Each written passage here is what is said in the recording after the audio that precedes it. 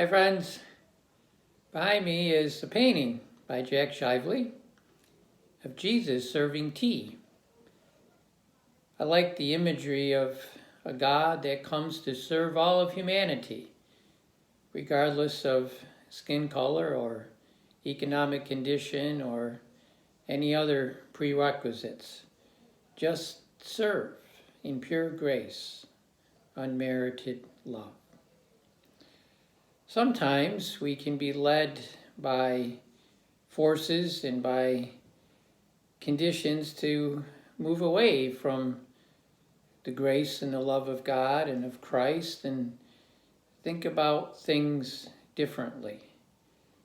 And I think it's important that we use our critical thinking to remember the marks of Christianity, what are sometimes called the fruits of the Spirit, and the difference that they can make in everyone's lives. This morning I was checking out the news about 6 a.m. and went on 7 different stations. One of the stations gave a story of a former politician. You may remember when she was more prominent, many of the stories and the taglines went, "Lock her up, lock her up." And they were talking about bringing her up on charges. And I said, I hadn't heard that on any other news sources. It wasn't on any other 6 stations. I Googled it later today to see if it was news in any source at all, and it was not, other than that one news source. But see, if we pay attention to, don't use critical thinking and don't hold things up to a higher standard, we can be influenced to in a certain position, and it can be by this particular station or another station, but we can lose sight of what Jesus came to do, which was to serve everybody and to serve them fruit, was called fruit of the Spirit. And here's what the fruit of the Spirit is from the Common English Version of the Bible.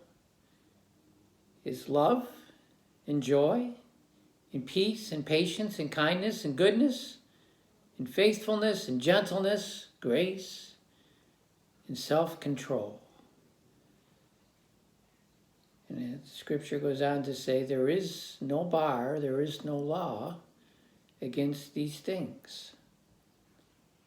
So for Christians, the way that we should be able to tell that we're serving everyone is by showing these attributes: love, joy, peace, patience, kindness, goodness, faithfulness, gentleness or grace, and self-control.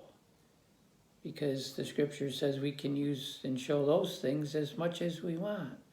We can serve up those elements as much as we want. So I hope that when I go about my life and am influenced by the news or by what people say, people in authority, whatever, or that may come, that I can hold them up. Is that what Jesus is serving? Is that the fruit of the Spirit? I want to use one other scripture in this short message.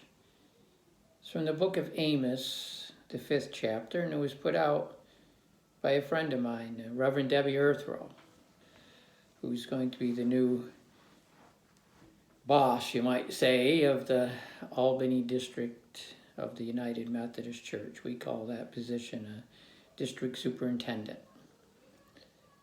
And she shared some thoughts from the Message Bible, from the book of Amos, that I think if we live by the fruits of the Spirit, it helps us realize what real religion is about. Now remember that this book of Amos was written thousands of years ago, and this is what the prophet was saying in the 5th chapter about how religion should be and what was making him tired of religion. from Amos 5:21-24. I can't stand your religious meetings. I'm fed up with your conferences and conventions.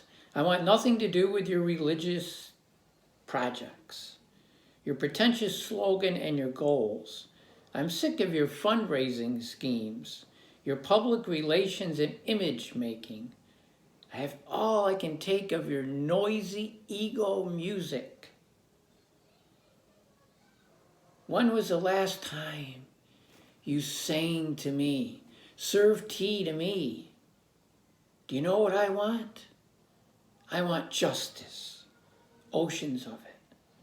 I want fairness, rivers of it. That's all I want. That is all I want. Even before the coming of Jesus, God's people, God's prophets were crying out for fairness, for justice. And in the fullness of time, God sent Christ to model our lives, to be fruitful, to serve one another this fruit. And once again, what is it?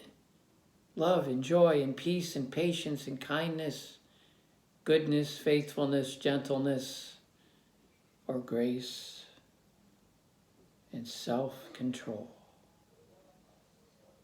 May we look for those things in the sources that we hear. May we exhibit those things in our lives. And if we don't, may we ask for God's forgiveness and embrace the fruits of the Spirit. And particularly in these stressful times as we transition back into a new type of normalcy after still struggling with COVID-19 and a pandemic, wouldn't it be great if we could serve one another, the fruits of the Spirit? Thanks for listening, my friend. Enjoy summer. Peace be with you.